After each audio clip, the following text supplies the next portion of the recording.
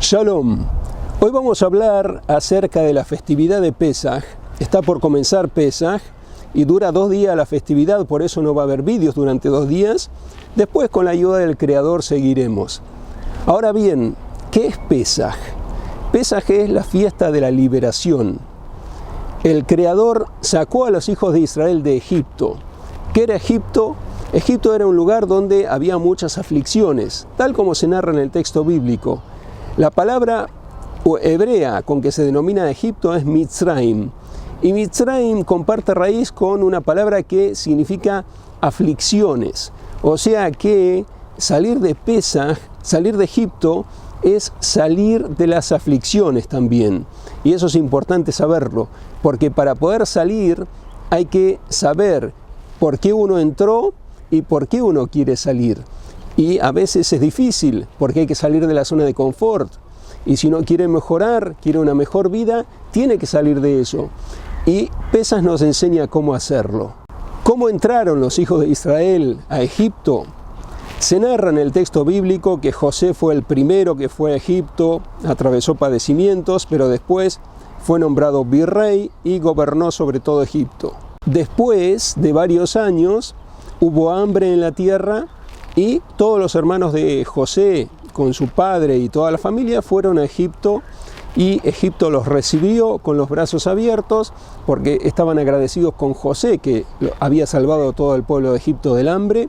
Él les había indicado qué hacer para que haya suficiente alimento para todos los años de hambre que habían sido pronosticados, profetizados que habría en Egipto, tal como José le interpretó unos sueños al faraón. Después que los hijos de Israel llegaron a Egipto, prosperaron mucho, crecieron en número, hasta que José pereció y toda esa generación, y en ese momento el pueblo egipcio cambió su manera de comportarse con los hijos de Israel y los comenzaron a someter y a darles duros trabajos, y así el pueblo de Israel pasó de ser un pueblo libre a un pueblo que no tenía libertad en absoluto y tenían que trabajar duramente durante el día y parte de la noche, hasta que la labor que les daban era asfixiante y no soportaban más ya de eso, a tal punto que la respiración de ellos estaba entrecortada, tal como se menciona en el texto bíblico. El pueblo de Israel clamó y el Creador les respondió, convocó a Moisés para que los sacara de Egipto, y Moisés los guió a la libertad. Hizo muchas señales Moisés. Esas señales fueron las conocidas 10 plagas de Egipto, y a través de esas 10 plagas el pueblo egipcio conoció el poder del Creador y los hijos de Israel salieron en libertad. Los hijos de Israel también vieron el gran poder del Creador, cómo los guiaba, cómo envió las 10 plagas, cómo les hacía muchos bienes, pero debieron atravesar una prueba difícil, y es salir de la zona de confort. Ellos estaban trabajando muy duramente, un trabajo asfixiante, como he mencionado. El trato no era para nada bueno, pero ya estaban habituados a recibir lo que recibían, ya sea un plato de comida o los bienes que recibían, que era un pago que no era muy bueno, como es sabido, como es mencionado en el texto bíblico y como es explicado por las palabras de los sabios. Y podríamos compararlo también en la actualidad, porque ahora uno trabaja, un empleado trabaja, y con el sueldo que gana le es muy difícil vivir dignamente. Vive con lo mínimo, en una situación que podemos comparar relativamente vivían los hijos de Israel, aunque la situación era mucho más grave, porque ellos no tenían permiso de hacer prácticamente nada según su voluntad. Era un orden estricto que tenían que trabajar duramente y les daban lo mínimo.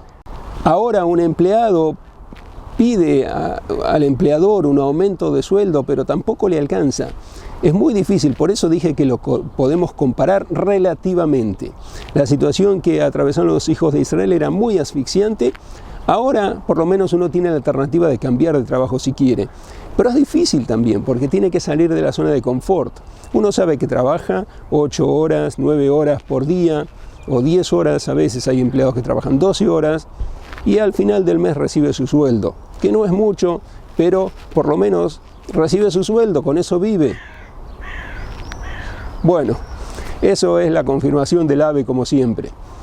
Los hijos de Israel estaban en una situación que era bastante peor a la que podemos comparar con una persona que trabaja y recibe su sueldo, y era tan asfixiante que ellos no soportaban más, y el Eterno les envió a Moisés para que los salvara de Egipto y los llevó. Tenían que salir de la zona de confort, como dije, porque tenían que salir, dejar eso que tenían, que era tan mínimo, pero tenían algo, y no todos superaron la prueba. Como está escrito, salieron 1 de 5. En hebreo está escrito Hamushim, que Hamushim es un quinto. 4 partes no quisieron salir porque querían seguir en la zona de confort. Salió un quinto. Los que salieron eran 600.000 hombres de entre 20 y 60 años. 603.550 es el conteo que se hizo, el censo.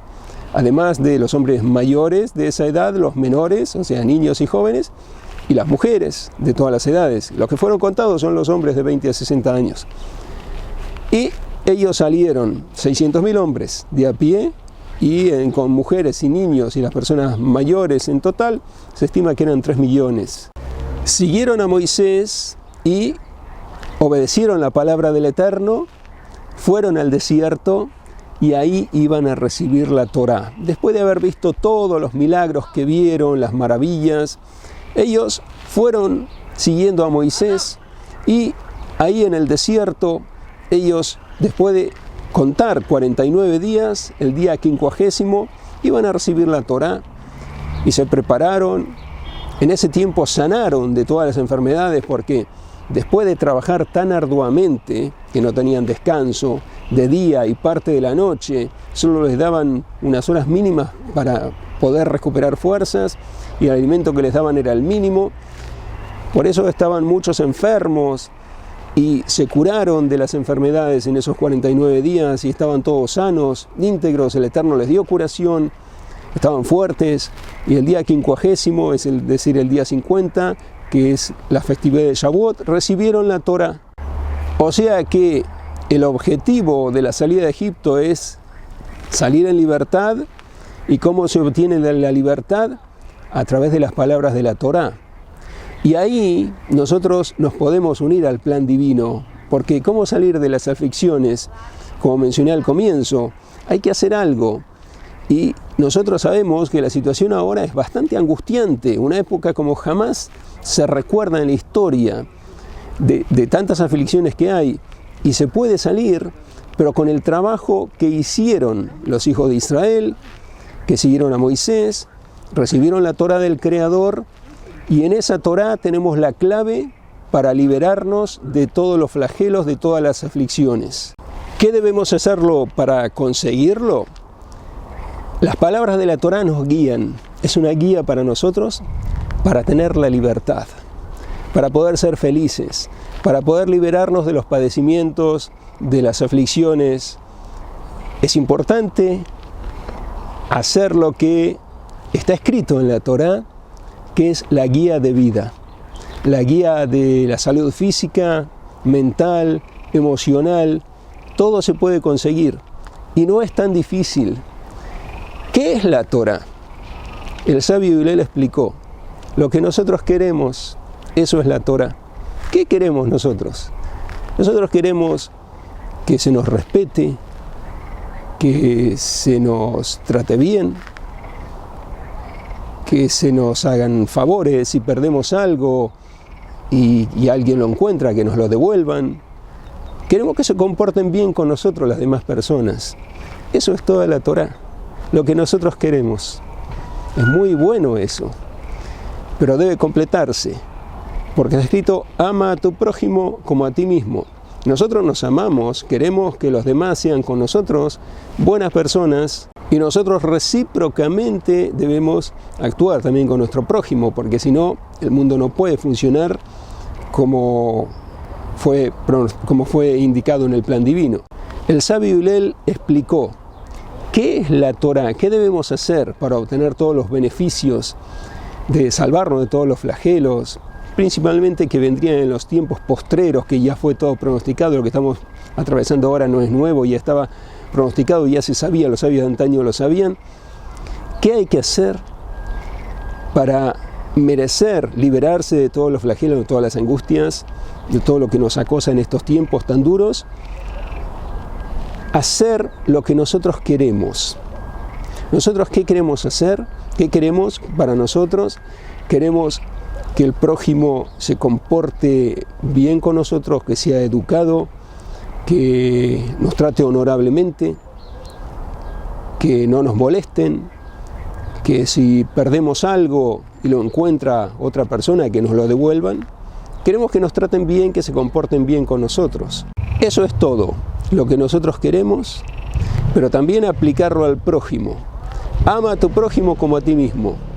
Nosotros nos amamos a nosotros y queremos que el prójimo también nos ame, nos haga lo que nosotros deseamos, que si perdemos algo nos lo devuelva, que nos trate dignamente, y todo lo que nosotros deseamos para nosotros, también hacérselo al prójimo. Por eso Hillel lo resumió. Toda la Torá es: no hagas a tu prójimo lo que no quieres que te hagan a ti. Lo que nosotros no queremos que nos hagan a nosotros, eso no hacerle al prójimo. Eso es toda la Torá. Y con eso tenemos en nuestra mano la herramienta para ser felices. Todo lo que nos impide la felicidad lo podemos obtener. Podemos obtener el deseo de vivir felizmente, de tener la alegría, la felicidad, el regocijo de la vida, cumpliendo con esta regla. No hacer al prójimo lo que no queremos que nos hagan a nosotros. Nosotros pensar, ¿qué queremos que nos hagan y que no nos hagan? Lo mismo que nosotros deseamos para nosotros, hacerlo con el prójimo. Y los sabios nos dieron enseñanzas. Nosotros ahora vamos a ver versículos que son impactantes, porque uno a simple vista no se da cuenta que está escrito, pero si analiza, ve, ahí hay un mundo fascinante que es nuestra guía de vida, lo que nosotros queremos para nosotros y no hacérselo al prójimo. Eso mismo está escrito en la Torá y es una guía de vida que nos lleva por el camino que nosotros queremos, el camino de la felicidad. Los sabios nos han enseñado, a partir de un versículo que aparece en el libro de Josué, y hablarás de ellas, de las palabras de la Torá, de día y de noche. Quiere decir que hay que hablar de las palabras de la Torá de día y de noche. ¿Qué es hablar de las palabras de la Torá? Estudiar la Torá. ¿Cuánto tiempo? No dice. El versículo dice: hablarás de ella, de las palabras de la Torá, de día y de noche. No dice cuánto tiempo. O sea que uno puede poner el tiempo que quiere estudiar la Torá. ¿Cuánto uno quiere estudiar la Torá? De día y de noche. De día se pone un horario. A la mañana, tal hora. Todos los días voy a estudiar la Torá. ¿Cuánto tiempo? El tiempo que quiera. Puede ser 5 minutos, 5 minutos. Puede ser media hora, el tiempo que quiera. Y a la noche otro tiempo. Puede ser menos también, puede ser más, lo que quiera. Pero ponerse un tiempo. Ahora bien, ¿para qué esa Torá que uno estudia, los minutos que le dedicó, el tiempo que le dedicó? Uno se pone un tiempo, tantos minutos, tantas horas, lo que quiera. De día y de noche voy a estudiar la Torá. Pero estudiar la Torá es estudiar la Torá dedicadamente para tener éxito, para conseguir la libertad emocional y todo lo que deseamos que nos vaya bien, liberarnos de los flagelos. Hay que estudiar la Torá en forma dedicada. Está escrito la Asok Batorá. La Asok significa una ocupación. Cuando estamos ocupados en algo, estamos ocupados de eso y no de otra cosa. Por ejemplo, si estamos por cerrar una venta importante o tenemos una reunión importante, no hacemos caso a nada, estamos concentrados en esa reunión que tenemos. Lo mismo con la Torá. El tiempo que uno dedicó, no importa cuánto tiempo, uno fija un tiempo y se puso tantos minutos, tantas horas, lo que quiera, 5 minutos, media hora. De esos 5 minutos o esa media hora, en forma dedicada, estudio la Torá. ¿Qué es en forma dedicada? Hay un versículo en el texto bíblico que se refiere a la vaca roja, que la vaca roja es para hacerse puro. Para entrar al lugar más santo, que es el templo sagrado, había que estar puro con ese polvo de la vaca roja que se preparaba. Está escrito en el texto bíblico, los sabios lo explicaron también. Está escrito acerca de la vaca roja: esta es la ley de la Torá. O sea que de ella aprendemos cuál es la ley de la Torá. La ley de la Torá se refiere a la vaca roja, pero es una regla general para aprender todo lo que concierne a la Torá también, que lo aprendemos. Esta es la ley de la Torá. Aprendemos de la vaca roja. Y si observamos todas las leyes de la vaca roja, o sea, la ley comprende varias leyes, como es sabido, que hay ramificaciones y las ramificaciones tienen más ramificaciones, incisos. La ley de la Torá es esta: estudiar lo que tiene que ver con la vaca roja, cómo se la prepara, todos los utensilios, todo lo que se requería. Estudiar eso para ver qué es ocuparse de la Torá. Si uno destinó 5 minutos, uno dice 5 minutos pasan rápido. Un momento, pasan rápido. Pero ¿qué ocurre si en esos 5 minutos uno recibe un llamado telefónico, por ejemplo? O cualquier otra cosa que a uno lo llaman o lo distraen. Si uno con el dedo pulsa en no recibir la llamada o cualquier otra cosa, ya distrajo el pensamiento, y no es eso dedicarse a la Torá, o sea, estudiar la Torá en forma dedicada. Por eso hay que estudiarlo de lo que son las leyes de la vaca roja. Las leyes de la vaca roja, que hay un tratado de la Mishnah específico que habla de ese tema, hay que estudiarlo con la explicación de algunos de los sabios que la explicaron, los exégetas, por ejemplo el sabio Rabbi Ovadia de Bartenura. Con eso es suficiente para entender cómo hay que estudiar la Torá. Lo que se aplica a cómo preparar la vaca roja, observar qué es una distracción que invalida la vaca roja. Por ejemplo, si uno se distrajo con una cosa muy pequeña, ya invalida la vaca roja. No sirve, esa vaca roja no sirve, hay que hacer otra. Y conseguir una vaca roja es muy difícil. Bueno, pero esa es la regla. Cualquier cosa que se realizó y hubo una distracción, en ese caso ya la vaca roja esa no sirve. Aprender para estudiar la Torá. Esta es la ley de la Torá. Uno dedica 5 minutos, pero si en esos 5 minutos uno recibió un llamado telefónico y con el dedo pulsó el no recibir la llamada o puso la llamada en suspenso, entonces en espera, entonces eso ya le interrumpió el estudio, no es estudiar en forma dedicada. Nosotros queremos atraer toda la energía que viene del estudio de la Torá, pero para poder atraer esa energía, esos minutos que nos propusimos tiene que ser en forma dedicada. Y dedicada es sin interrupción. Si fueran 5 minutos, 5 minutos. No es mucho tiempo. Pero en esos 5 minutos uno tiene que ser precavido. Lo que lo distraiga, no tenerlo. Si tiene un teléfono que puede sonar, apagar ese teléfono esos 5 minutos o el tiempo que puso. Media hora, el tiempo que quiera. Eso es estudiar la Torá en forma dedicada. Lo que nos va a traer la bendición. Eso es importante saberlo. El pueblo de Israel, cuando salió de Egipto, trabajó mucho para recibir la Torá. Ahora nosotros la tenemos, la Torá. Y estudiándola en forma dedicada, puede ser la Torá, el texto que está escrito en el texto bíblico, las explicaciones, todo es válido. Estudiar la Torá es también las explicaciones. Si uno quiere estudiar la Mishnah, por ejemplo, que es la explicación de los versículos, todo eso es válido. Ponerse un tiempo, 5 minutos a la mañana o de día y 5 minutos a la noche, y con eso ya está cumpliendo con el versículo de Josué. Y si lo hace en forma dedicada, esos 5 minutos continuados sin interrumpir, entonces está cumpliendo con el requisito para traer la bendición. Entonces, si uno estudia de esa manera, tiene un caudal de conocimientos que está sumado a la bendición que viene por ese estudio que tiene. Y eso le puede cambiar la vida. Es algo inigualable, una herramienta que una persona no puede ser igual con eso que tiene en su poder. Solamente que le falta ponerlo en práctica. Por eso hay que estudiar en forma dedicada y ponerlo en práctica, lo que enseñó el sabio Hillel. No hacer al prójimo lo que uno no quiere que le hagan. No hagas a tu prójimo lo que no quieres que te hagan a ti. Eso es toda la Torá. O sea, que en todas las partes de la Torá que estudia, ver cómo hacer eso. ¿Qué no me gusta a mí que me hagan? ¿Cómo se relaciona con eso que estoy estudiando? ¿Cómo lo aplico con mi prójimo? Por ejemplo, uno confía en una persona y habla con esa persona, está tomando un café, comparte un café y le cuenta algo, que es algo reservado, algo privado, no hay más gente. Está él, esa persona que está tomando el café y compartiendo, con él y nadie más. Uno le contó algo y uno, por supuesto, confía en esa persona. Entonces terminó la reunión, compartieron un café y le puede haber contado algo.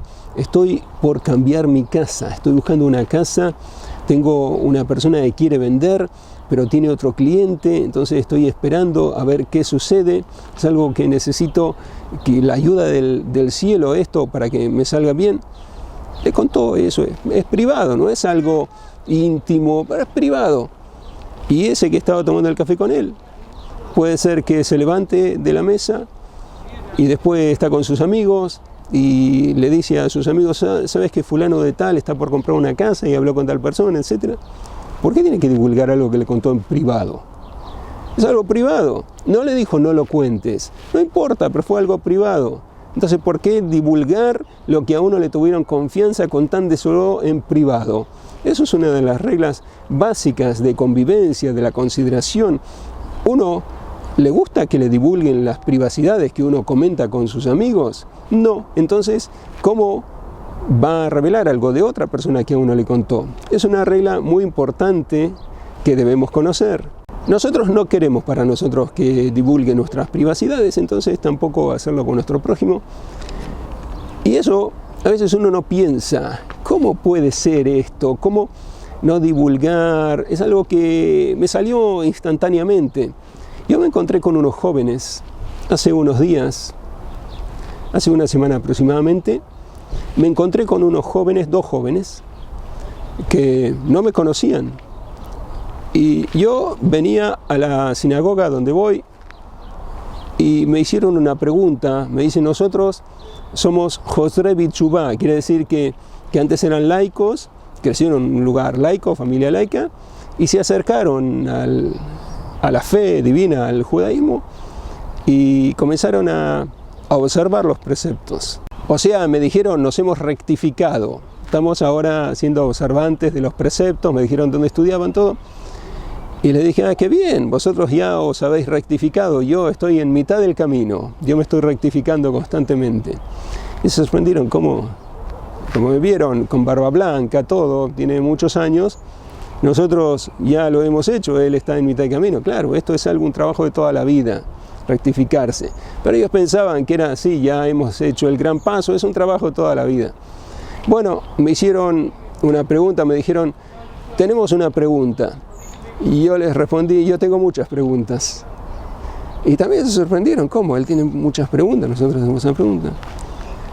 Y finalmente le dije, ¿cuál es la pregunta? Y me dijeron, ¿por qué hay tantas discrepancias en este lugar? No sé qué habrán visto, pero bueno, a ese lugar donde estaban frente a ese lugar, va todo tipo de personas de todos los lugares. Seguramente, no sé qué habrán visto, alguien habrá discutido con alguien, no sé qué. Y les dije, eso sí os puedo responder. Y los invité a que pasaran, había muchísima gente, porque son varias sinagogas que están en un mismo edificio. Y me siguieron, les mostré un libro, el libro de Levítico, en el versículo que dice, ama a tu prójimo como a ti mismo. Y les dije, bueno, vamos a ver ahora la explicación. Hay una traducción al arameo que la escribió Jonathan Ben Uziel. Hace como 1800 años, me preguntaron también cuánto tiempo tiene esa explicación, más o menos 1800 años. Y les dije, le pedí a uno de ellos que leyera palabra por palabra en arameo y yo iba a explicar. Y fueron leyendo, ama a tu prójimo como a ti mismo. Y en arameo decía las palabras en arameo que correspondían con lo mismo, ama a tu prójimo como a ti mismo. Pero explicó más el sabio Jonathan Ben Uziel, que es una traducción. ¿Qué sentido tiene agregar palabras? O sea que es parte del texto bíblico. Ama a tu prójimo como a ti mismo, porque lo que no deseas que te hagan a ti, no se lo harás a tu prójimo. Quiere decir que si uno no aplica esta segunda parte, lo que no quieres que te hagan a ti, no se lo hagas a tu prójimo, que es no hacer, abstenerse de hacer lo que a uno le molesta, no hacérselo a su prójimo. Sin eso no se completa la primera parte, ama a tu prójimo como a ti mismo. Porque amar al prójimo, ¿qué es? Hacerle cosas buenas, ayudarlo, darle una buena palabra de aliento, lo que necesite, todas cosas buenas, hacer. Pero no hagas a tu prójimo es no hacer. ¿Qué no hacer? Y muchas cosas, por ejemplo, si encuentra algo de él perdido en la calle, que está tirado, no pasar por alto, sino recogerlo y buscar al dueño. Ve que hay algo caído, que eso seguramente tiene dueño, se le cayó a alguien. Recogerlo y tratar de poner algún anuncio, he encontrado esto, quien lo haya perdido, comunicarse conmigo, y si me da las señales se lo devuelvo porque es de él. Y les puse un ejemplo, porque hacer cosas buenas, ama a tu prójimo, hacer cosas buenas al prójimo es fácil. Todo lo que es hacer, dar, hacer, pero no hacer, eso requiere más profundización. ¿Qué es lo que hay que abstenerse de hacer al prójimo? Porque uno mismo no quiere que se lo hagan. Les puse un ejemplo. Y el ejemplo fue, supongamos que pasado el tiempo, os casáis, formáis una familia, y viene vuestro hijo y os cuenta algo privado. Y les pedí un ejemplo, qué cosa puede ser que el hijo hace y le cuenta al padre algo privado, y me dijeron quitarle algo a otro compañero. Y ahora es una vergüenza devolverlo, o decirle a la profesora, al profesor que ha ocurrido eso. ¿Qué hace? Ya le ha quitado algo al compañero, ¿por qué? No sé, pero bueno, ese fue el ejemplo. Entonces le dije así, vuestro hijo viene y os cuenta esto. Padre, le he quitado esto a un compañero, ¿y ahora qué hago? Y el padre sabe, hijo mío, yo te ayudaré, déjame pensar, te ayudaré, tú eres mi hijo, confía en mí. Y el padre sabe que si le cuenta a la madre tiene la sutileza necesaria como para poder solucionar el asunto. Entonces le puede contar el padre a su esposa, que es la madre del hijo que le contó eso privado, le cuenta a su esposa, mira esposa querida, nuestro hijo tuvo un problema, le quitó algo al compañero y ahora no sabemos qué hacer, cómo solucionar eso. Y la madre puede decir, no hay ningún problema, que cuando se vayan todos de la clase, que entre y lo deje en el banco de donde se sienta el compañero, o antes de que vengan todos por la mañana, que lo deje en el banco donde se sienta el compañero, y así va a aparecer, nadie va a saber quién lo tomó, quién lo devolvió, nada, y después de que salga, puede ser que la madre tiene esa habilidad, el esposo sabía eso, entonces le puede contar a la madre. Está bien contarle a la madre eso, porque el hijo se lo dijo privado al padre, está bien contarle a la madre. Los jóvenes me dijeron, ambos, le pregunté a uno por uno, que sí es correcto, porque es para salvar al hijo, que sí es correcto contarle, que el padre le cuente a la madre lo que ocurre con el hijo, si ella lo puede resolver. Entonces yo les dije que está escrito en el texto bíblico, y el Eterno le habló a Moisés diciendo, el Eterno le habló a Moisés, muchas veces está escrito eso. Si el Eterno le habló a Moisés, ¿por qué dice diciendo nuevamente? Ya le dijo, otra vez dice diciendo, parece una redundancia. Los sabios explicaron que la palabra hebrea que representa diciendo es leemor, que se puede leer también loemor, no digas. El Eterno le habló a Moisés, no digas. ¿Qué significa? Que el Eterno le habló a Moisés. Lo que te he hablado en privado, estabas tú y yo, no había nadie más, no lo digas. Los jóvenes me preguntaron, ¿pero siempre es así? Muchas veces Moisés sí habló al pueblo. Les dije, siempre fue así. Lo que el Eterno le dijo en privado, Moisés no lo dijo jamás. Está escrito, y el Eterno le dijo a Moisés diciendo. Y el Eterno le dijo a Moisés, le habló, pero diciendo se puede leer loemor, no digas. Entonces Moisés jamás reveló lo que el Eterno le dijo. ¿Y cuándo se lo reveló? Cuando el Eterno mismo le decía, lo que te he contado, cuéntaselo a los hijos de Israel. Entonces tenemos varios pasos aquí. Y el Eterno le dijo a Moisés, no digas, y después le daba permiso para hablar a los hijos de Israel lo que le había contado. Si viene alguien y nos cuenta en privado algo, estamos solos, no hay otra persona, está en privado. En ese caso, no es correcto ir y contarle a otras personas lo que nos contó nuestro prójimo en privado. Aprendemos consideración, no revelar intimidades, privacidades. Lo que nos contaron, nosotros sabemos que confiaron en nosotros y por eso tenemos que ser con eso precavidos de no contarlo a terceras personas. Una enseñanza muy importante, porque nosotros queremos que sean reservados con lo que nosotros contamos. ¿Para qué? Tenemos amigos, compañeros, para confiar en ellos. Y si necesitamos un consejo o compartir algo, necesitamos que ellos nos escuchen y no que anden contando cosas que son privadas, ni siquiera confidenciales, confidenciales también, pero aunque no sean confidenciales sino privadas, con más razón confidenciales. Todo lo que es privado, que no lo cuente, nosotros no queremos que divulguen lo que es privado, así nosotros con nuestro prójimo. Y voy a citar un versículo de donde se aprende eso, que está escrito en forma textual. Ahora entenderéis por qué el estudiar con dedicación, no desviándose hacia otros temas, siquiera para decirle no a alguien que lo llama por teléfono, nada. Uno dedica unos minutos, los minutos que quiera, el tiempo que quiera, estudiar con dedicación. Si todo con dedicación se puede concentrar y puede entender lo que está escrito, porque también tiene la ayuda de los cielos, la ayuda del Creador, y puede entender lo que está escrito y puede aplicarlo, porque si no lo aplica, entonces aún no ha culminado. Lo que se estudia para aplicarlo. Aquí hemos aprendido, no hay que revelar lo que nos contaron en privado. Eso es importante. Nosotros queremos que no nos revelen las cosas que contamos en privado, no hacérselo a los demás. ¿De dónde se aprende? Del versículo que he mencionado. Pero hay otro versículo que lo revela más explícitamente, que explica lo que dice el primer versículo que cité.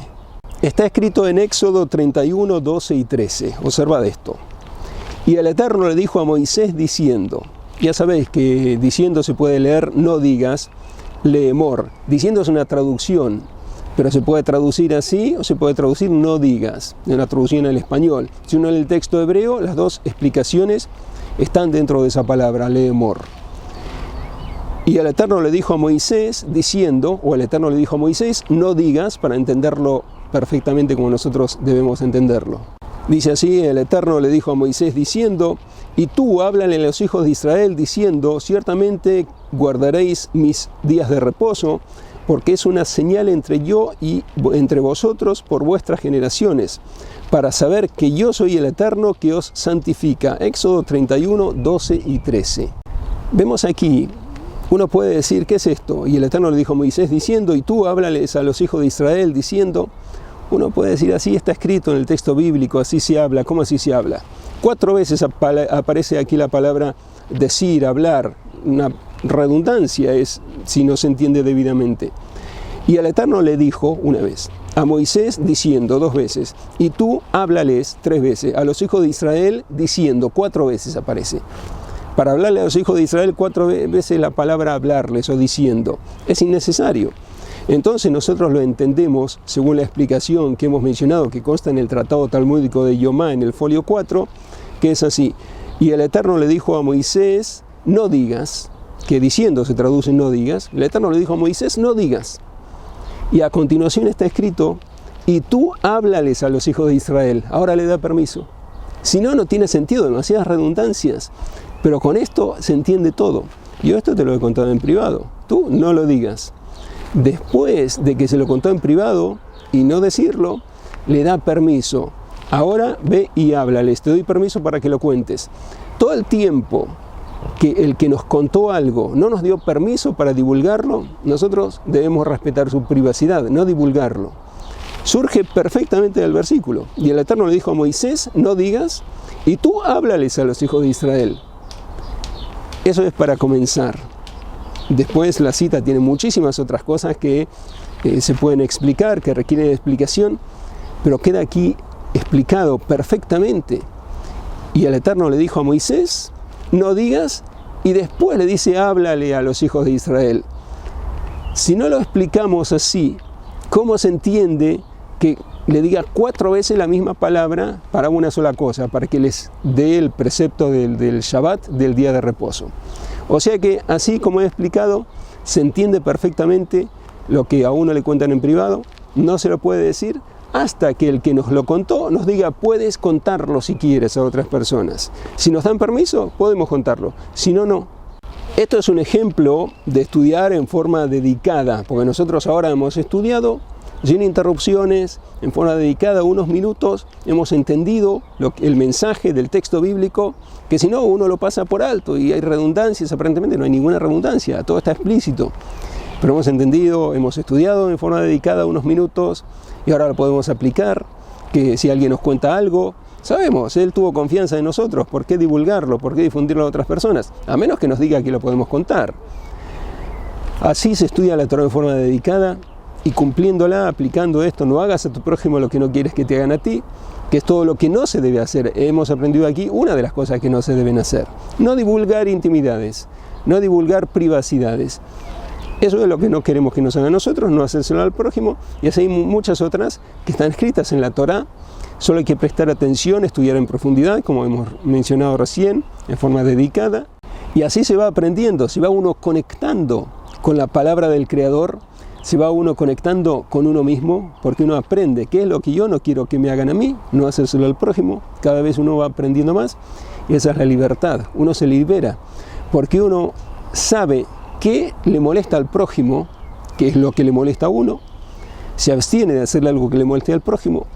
Con eso aleja la energía negativa, atrae la energía positiva, toda la bendición, y aquí los sabios nos enseñaron eso.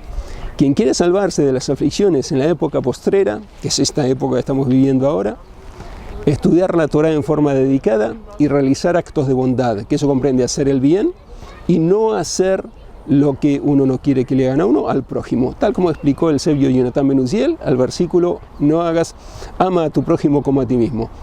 Eso es toda la Torá, lo demás son explicaciones, la herramienta para salvarnos de todos los flagelos que hay en la actualidad y encontrar la libertad, hallar la libertad. Pesaj es la fiesta de la libertad. Este es tiempo propicio para tomar buenas decisiones, fijarnos el tiempo que queramos estudiar de día y de noche. Unos minutos, la cantidad de minutos que uno puede dedicar, pueden ser segundos también, pueden ser horas también, cada uno lo que quiera, pero que sea dedicado, sin interrupción. Continuado me dedico a eso, trato de entender lo que estudio, después a la noche otro poco, el tiempo que me dedique, mañana, y así cada día uno va superándose más, va creciendo, va entendiendo más qué es la Torá, cómo aplicarla, todo lo que dijo Hillel, que es toda la Torá. Eso es lo que debemos rescatar de cada enseñanza de la Torá, cómo debemos aplicarla. Eso es lo que nos enseña, una de las cosas que nos enseña, pero es muy importante, la fiesta de Pesaj, la fiesta de la libertad. Cómo obtener la libertad, cómo obtener la felicidad, cómo obtener el respeto del prójimo, cómo demostrarles nuestro respeto. Eso es la armonía. Si hay armonía, la felicidad es posible. Y con estas reglas, como las que he mencionado, que hay muchas otras, nosotros tenemos la herramienta para tener la armonía, la libertad que tanto necesitamos y que eso lleva obviamente a la felicidad. Hasta aquí este vídeo de un magnífico día, una muy hermosa festividad de Pesaj, y si Dios quiere nos reencontraremos muy pronto con otras transmisiones.